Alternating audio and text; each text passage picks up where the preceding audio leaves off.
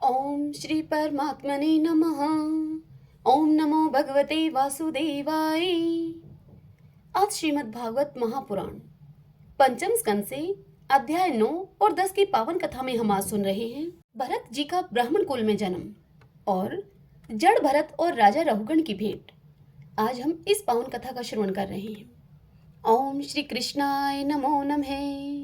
श्री शुकदेव जी राजा परीक्षित से कहते हैं कि हे राजन, आंगिरस गोत्र में शम दम तप स्व अध्याय वेदाध्ययन त्याग अर्थात अतिथि आदि को अन्न देना, संतोष तितिक्षा विनय विद्या अनुसूया अर्थात दूसरों के गुणों में दोष न ढूंढना, आत्मज्ञान अर्थात आत्मा के कर्तव्य और भोगतृत्व का ज्ञान एवं आनंद अर्थात धर्म पालन जनित सुख सभी गुणों से संपन्न एक श्रेष्ठ ब्राह्मण थे।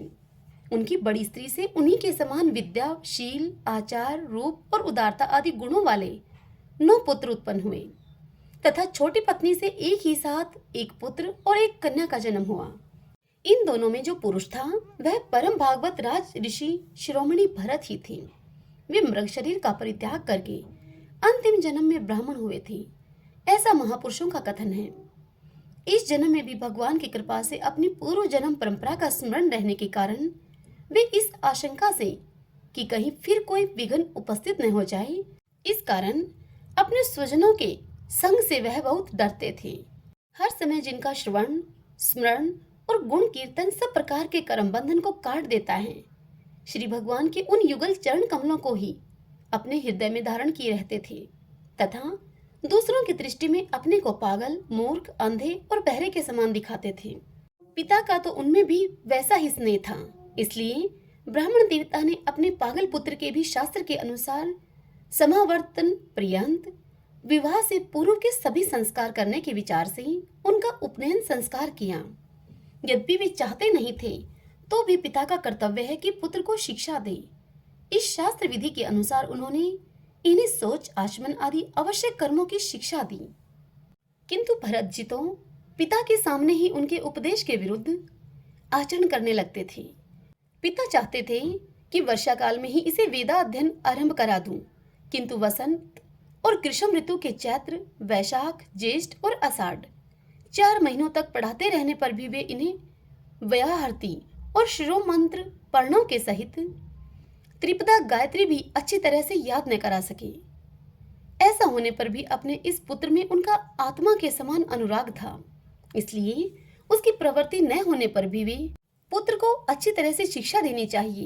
इस अनुचित आग्रह से उसे सोच वेदा अध्ययन व्रत नियम तथा गुरु और अग्नि की सेवा आदि ब्रह्मचार्य आश्रम के आवश्यक नियमों की शिक्षा देते ही रहे, किंतु अभी पुत्र को सुशिक्षित देखने का उनका मनोरथ पूरा नहीं हो पाया था और स्वयं भी भगवत भजन रूप अपने मुख्य कर्तव्य से असावधान रहकर केवल घर के धंधों में ही वे व्यस्त थे कि तभी काल भगवान ने उन पर आक्रमण करके उनका अंत कर दिया।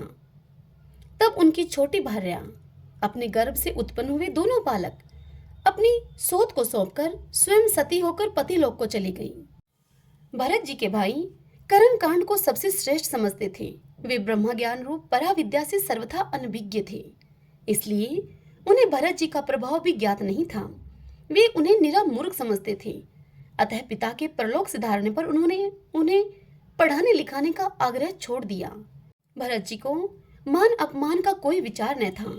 जब साधारण नर पुरुष उन्हें पागल मूर्ख अथवा बहरा कहकर पुकारते, तब वे भी उसी के अनुरूप भाषण करने लगते।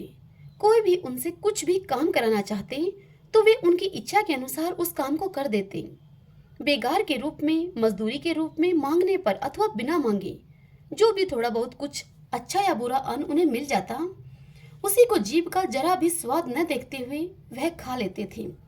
अन्य किसी कारण से उत्पन्न न होने वाला स्वतः सिद्ध केवल ज्ञानानंद स्वरूप आत्मज्ञान उन्हें प्राप्त हो गया था। इसलिए शीतोषण मान अपमान आदि द्वंद्वों से होने वाले सुख दुख आदि में उन्हें देह अभिमान की स्फूर्ति नहीं होती थी। वे सर्दी गर्मी वर्षा और आंधी के समय सांड के समान नंगे पड़े रहते थे। उनके सभी अंग हष्ट पुष्ट एवं गठे हुए थे। वे पृथ्वी पर ही पड़े रहते थे, कभी तेल उपटन आदि नहीं लगाते थे और न कभी स्नान ही करते थे। इससे उनके शरीर पर मैल जम गई थी। उनका ब्रह्मा तेज धूलि से ढके हुए मूल्यवान मणि के समान छिप गया था। वे अपनी कमर में एक मैला कुचैला कपड़ा लपेटे रहते थे। उनका यज्ञोपवीत भी बहुत ही मैला हो गया था, इसलिए अज्ञानी जनता यह कोई द्विज है, कोई अधम ब्राह्मण है, ऐसा कहकर उनका तिरस्कार कर दिया करती थी। किंतु वे इसका कोई विचार न करके स्वच्छंद विचरते थे। दूसरों की मजदूरी करके पेट पालते देखकर जब उन्हें उनके भाइयों ने खेत की क्यारियां ठीक करने में लगा दिया, तब वे उस कार्य को भी करने लगे। परंतु उन्हें इस बात का कुछ भी ध्यान न था कि उन क्यारियों की भूमि समतल है या फिर ऊंची नीची, अथवा वह छोटी है या बड़ी। उनके भाई उन्हें चावल की कनी, खली, भूसी, भुने हुए उड़द अथवा बर्तनों में लगी हुई जले अन्न की खुरचन जो भी कुछ दे देते थे, उसी को वे अमृत के समान खा लेते थे। किसी समय डाकुओं के सरदार ने, जिसके सामंत शूद्र जाति के थे, पुत्र की कामना से भद्रकाली को मनुष्य की बलि देने का संकल्प किया। उसने जो पुरुष बलि देने के लिए पकड़कर मंगाया था, वह दैववश उसके फंदे से निकलकर भाग गया। उसे ढूंढने के लिए उसने अपने सेवकों को चारों ओर दौड़ाया, किंतु अंधेरी रात में आधी रात के समय कहीं उसका पता न लगा। इसी समय दैव योग से अकस्मात उनकी दृष्टि इन आंगिरस गोत्रीय ब्राह्मण कुमार पर पड़ी, जो कि विरासन से बैठे हुए मृग, वराह आदि जीवों से खेतों की रखवाली कर रहे थे। उन्होंने देखा कि यह पशु तो बड़े अच्छे लक्षणों वाला है, इससे हमारे स्वामी का कार्य अवश्य सिद्ध हो जाएगा। यह सोचकर उनका मुख आनंद से खिल उठा और वे उन्हें रस्सियों से बांधकर चंडिका के मंदिर में ले आए। तदंतर उन चारों ने अपनी पद्धति के अनुसार विधि पूर्वक उनको अभिषेक एवं स्नान कराकर कोरे वस्त्र पहनाए तथा नाना प्रकार के आभूषण, चंदन, माला और तिलक आदि से विभूषित करके अच्छी तरह से उन्हें भोजन कराया। फिर धूप, दीप, माला, खील, पत्ते, अंकुर और फल आदि उपहार सामग्री के सहित बलिदान की विधि से गान, स्तुति और मृदंग एवं ढोल आदि का महान शब्द करते हुए उस पुरुष पशु को भद्रकाली के सामने नीचा सिर करके बैठा दिया।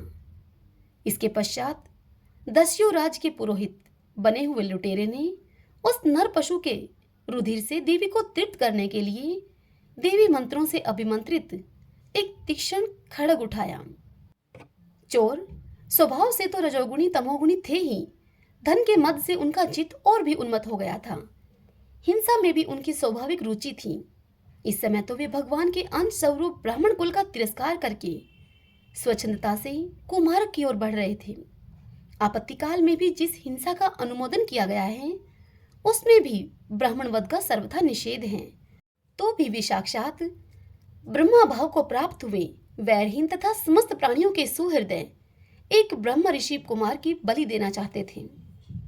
यह भयंकर कुकर्म देखकर देवी भद्रकाली के शरीर में अति दुसह ब्रह्मा तेज से दाह होने लगा और वे एकाएक मूर्ति को फोड़कर प्रकट हो गई। अत्यंत असहनशीलता और क्रोध के कारण उनकी भौहें चढ़ी हुई थीं तथा कराल दाढ़ों और चढ़ी हुई लाल आंखों के कारण उनका चेहरा और भी बड़ा भयानक जान पड़ता था। उनके उस विकराल वेश को देखकर ऐसा जान पड़ता था कि मानो वे इस संसार का संहार कर डालेंगी। उन्होंने क्रोध से तड़पकर बड़ा भीषण अट्टहास किया और उछलकर उस अभिमंत्रित खड्ग से ही उन सारे पापियों के सिर उड़ा दिए और अपने गणों के सहित उनके गले से बहता हुआ गरम गरम रुधिर रूप आशव पीकर अति उन्मत्त होकर ऊंचे स्वर से गाती और नाचती हुई उन सिरों को ही गेंद बनाकर खेलने लगी। सच है, महापुरुषों के प्रति किया हुआ अत्याचार रूप अपराध इसी प्रकार जो क्या तो अपने ही ऊपर पड़ता है।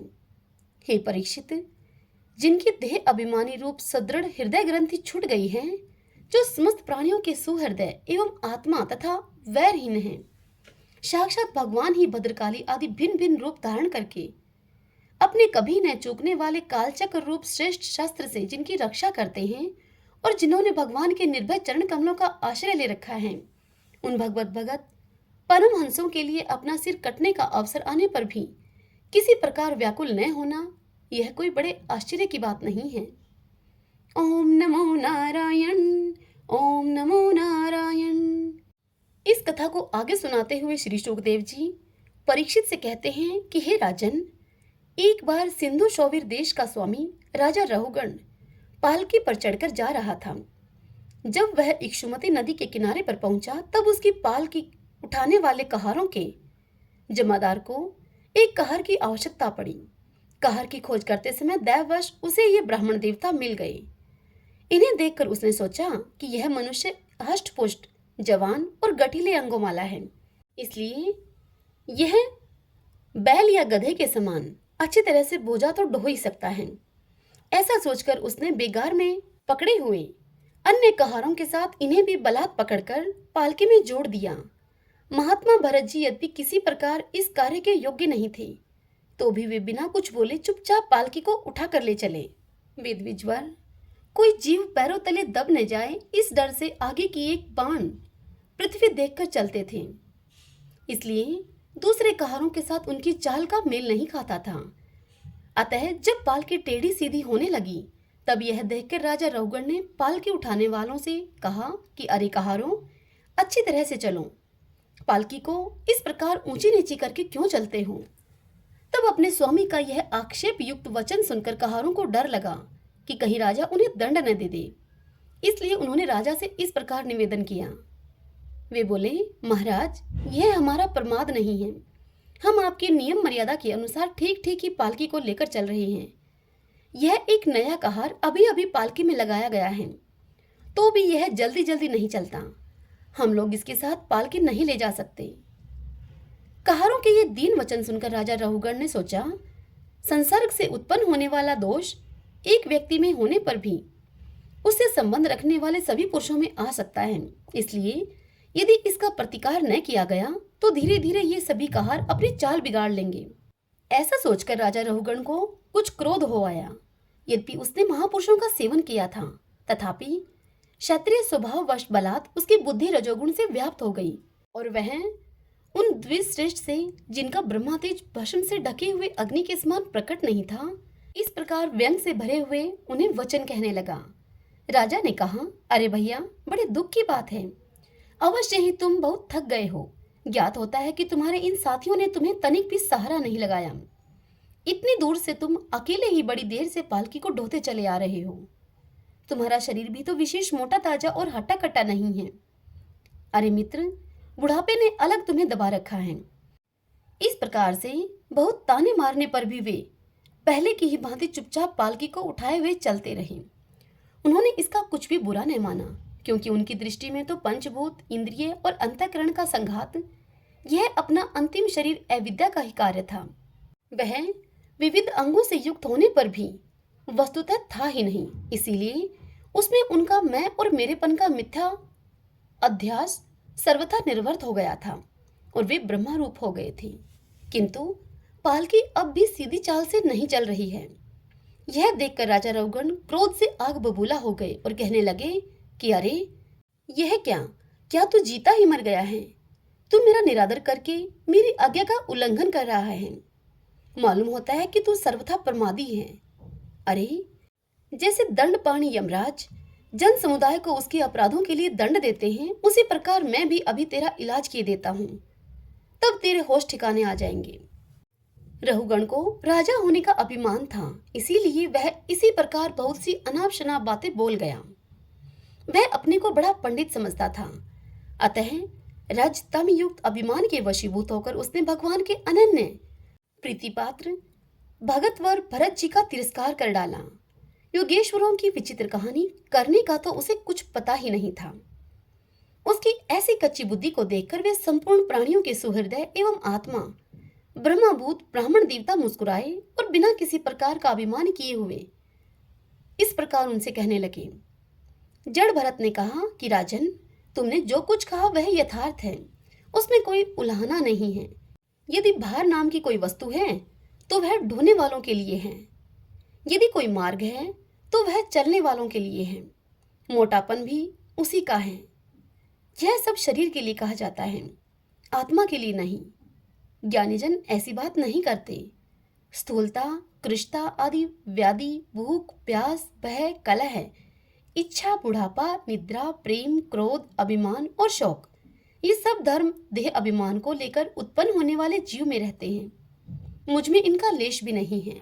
हे राजन, तुमने जो जीने मरने की बात कही, सो जितने भी विकारी पदार्थ हैं उन सभी में नियमित रूप से ये दोनों बातें देखी जाती हैं, क्योंकि वे सभी आदि अंत वाले हैं। हे यशस्वी नरेश, जहाँ स्वामी और सेवक भाव स्थिर हो वहीं पर आज्ञा पालन आदि का नियम भी लागू हो सकता है। तुम राजा हो और मैं प्रजा हूँ।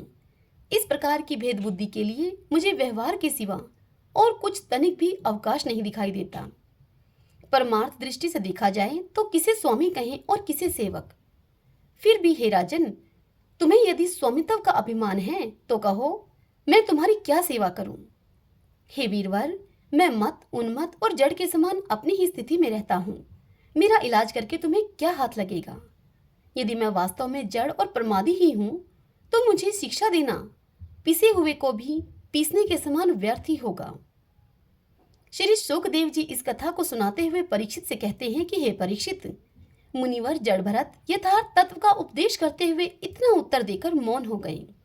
उनका देहात्म बुद्धि का हेतुभूत अज्ञान निर्वर्त हो चुका था, इसलिए वे परम शांत हो गए थे। अतः इतना कहकर भोग के द्वारा प्रारब्ध क्षय करने के लिए वे फिर पहले के ही समान उस पालकी को कंधे पर लेकर चलने लगे। सिंधु शौवीर नरेश रहुगण भी अपनी उत्तम श्रद्धा के कारण तत्व जिज्ञासा का पूरा अधिकारी थे। जब उसने उन त्रिश्रेष्ठ के अनेकों योग ग्रंथों से समर्थित और हृदय की ग्रंथि का छेदन करने वाले ये वाक्य सुने, तब वह तत्काल पालकी से उतर पड़ा। उस राजा रहुगण का राजमद सर्वथा दूर हो गया और वह उनके चरणों में सिर रखकर अपना अपराध क्षमा कराते हुए उनसे इस प्रकार कहने लगे। राजा ने कहा कि देव, आपने द्विजों का यह चिन्ह यज्ञोपवीत धारण कर रखा है। बतलाइए, इस प्रकार प्रच्छन्न भाव से विचरने वाले आप कौन हैं? क्या आप दत्तात्रेय आदि अवधूतों में से कोई हैं? आप किसके पुत्र हैं? आपका कहाँ जन्म हुआ है और यहाँ कैसे आपका पदार्पण हुआ है? यदि आप हमारा कल्याण करने के लिए पधारे हैं तो क्या आप साक्षात सतोमूर्ति भगवान कपिल जी ही तो नहीं हैं? हे प्रभु, मुझे इंद्र के वज्र का कोई डर नहीं है, न मैं महादेव जी के त्रिशूल से डरता हूँ और न मैं यमराज के दंड से।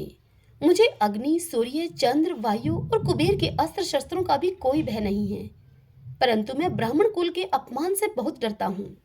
अतः आप कृपा करके बतलाइए कि इस प्रकार अपने विज्ञान और शक्ति को छिपाकर मूर्खों की भांति विचरने वाले आप कौन हैं? विषयों से तो आप सर्वथा अनासक्त जान पड़ते हैं। मुझे आपकी कोई था नहीं मिल रही। हे साधो, आपके योग युक्त वाक्यों की बुद्धि के द्वारा आलोचना करने पर भी मेरा संदेह दूर नहीं होता। मैं आत्मज्ञानी मुनियों के परम गुरु और साक्षात श्री हरि की ज्ञान शक्ति के अवतार योगेश्वर भगवान कपिल से यह पूछने के लिए जा रहा था कि इस लोक में एकमात्र शरण लेने योग्य कौन है।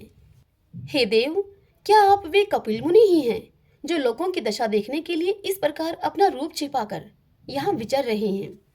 भला घर में आसक्त रहने वाला विवेकहीन पुरुष योगेश्वरों की गति कैसे जान सकता है? मैंने युद्ध आदि कर्मों में अपने को श्रम होते देखा है, इसलिए मेरा अनुमान है कि बोझा ढोने और मार्ग में चलने से आपको भी अवश्य ही होता होगा। मुझे तो व्यवहार मार्ग भी सत्य ही जान पड़ता है, क्योंकि मिथ्या घड़े से जलाना आदि यह कार्य नहीं होता। देह आदि के धर्मों का आत्मा पर कोई प्रभाव ही नहीं होता, ऐसी बात भी नहीं है। चूल्हे पर रखी हुई बटलोई जब अग्नि से तपने लगती है तब उसका जल भी खोलने लगता है और फिर उस जल से चावल का भीतरी भाग भी पक जाता है। इसी प्रकार अपनी उपाधि के धर्मों का अनुवर्तन करने के कारण देह, इंद्रिय, प्राण और मन की सनिधि से आत्मा को भी उनके धर्म, श्रम आदि का अनुभव होता ही है। आपने जो दंड आदि की व्यर्थता बताई, सो राजा तो प्रजा का शासन और पालन करने के लिए नियुक्त किया हुआ उसका दास ही है। उसका उन्मत्त आदि को दंड देना पिसे हुए को पीसने के समान व्यर्थ नहीं हो सकता, क्योंकि अपने धर्म का आचरण करना भगवान की सेवा ही है। उसे करने वाला व्यक्ति अपनी संपूर्ण पाप राशि को नष्ट कर देता है। हे दीनबंधो, राजतव के अभिमान से उन्मत्त होकर मैंने आप जैसे परम साधु की अवज्ञा की है। अब आप ऐसी कृपा दृष्टि कीजिए जिससे कि इस साधु अवज्ञा रूप अपराध से मैं मुक्त हो जाऊं। आप देह अभिमानी शून्य और विश्व बंधु श्रीहरि के अनन्य भगत हैं, इसलिए सब में समान दृष्टि होने से इस मान अपमान के कारण आप में कोई विकार नहीं हो सकता। फिर भी एक महापुरुष का अपमान होने के कारण मेरे जैसा पुरुष साक्षात त्रिशूल पाणी महादेव जी के समान प्रभावशाली होने पर भी अपने अपराध से अवश्य थोड़े ही काल में नष्ट हो जाएगा। हरि ओम तत्सत। ओम नमो नारायण। ओम नमो नारायण। आज की यह कथा यहीं समाप्त हुई। इससे आगे की कथा कल हम अगले वीडियो में सुनेंगे। कल की कथा में हम सुनेंगे राजा रहुगण को भरत जी का उपदेश और रहुगण का प्रश्न और भरत जी का समाधान तथा बवाटवी का वर्णन और रहुगण का संशय नाश। कल के दिन हम इस पावन कथा का रसपान करेंगे। आज की यह कथा आपको कैसी लगी? इस वीडियो को लाइक और कमेंट बॉक्स में हरे कृष्णा लिख के मुझे आप अवश्य बताइए। जय श्री कृष्णा। राधे राधे।